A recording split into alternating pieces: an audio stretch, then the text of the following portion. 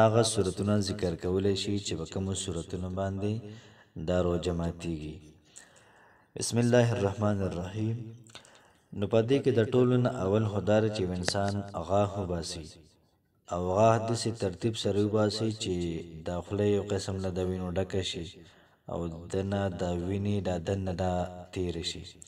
د په دې صورت کې روژه دا ماتیږي. کو چېرته غاښ وباسي او دا وینه تېره نه شي یا مالوچ کېږي ورته یا بل څه ورته کېږي خو دا وینه تېره نه شي نو بیا نه ماتیږي. دغه رنګې په پوزه کې یا په غوږ کې لمده دوی اچول یا اوچه دوی اچول نو په دې دواړو صورتونو کې روژه دا ماتیږي.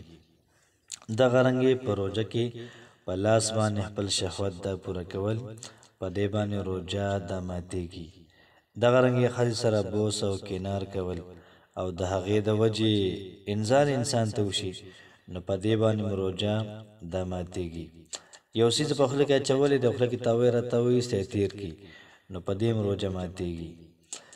انسان دا وګڼي چې انسان ته احتلام شوی دی او د انسان دا خیالېږي نو په دې احتلام باندې غسل اوړېدو باندې روژه ماتیږي او روژه دې ماته کړي نو روژه محترمو دا ماته شوله.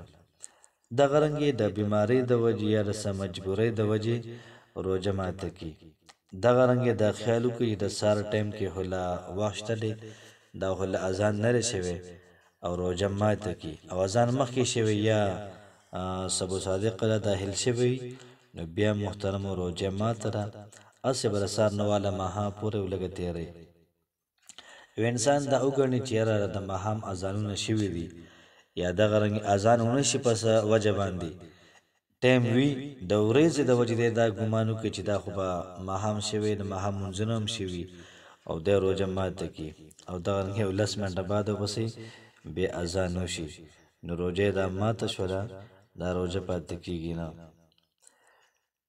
دغه رنګې وایي چې کله یو انسان چاردام کوي یا دی لامبي او دغه رنګې بې اختیاره په خوله کې یو څیز لاړی بې اختیاره لاړی نو د انسان روژه ماته شوله او دغه رنګې که به اختیار لاړ شي نو بیا روژه هم ماته شو او سره کفاره هم شته.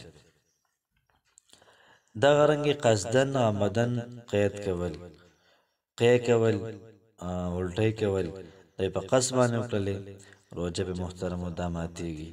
دغه رنګې د تندي نه اکثر دا خوله را روانه شي او خیال یې نه وي او دا تېره شي خولې ته ورشي ذایقه یې محسوس شي ماری کې او دا تېره شي روژه پې دا ماتیږي.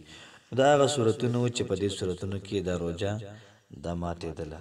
کوشش وکړئ مخکې ملګرو سره شریک کړئ چې هغوی د دې خبرونه فایده واخلي. السلام علیکم ورحمة الله وبرکاته.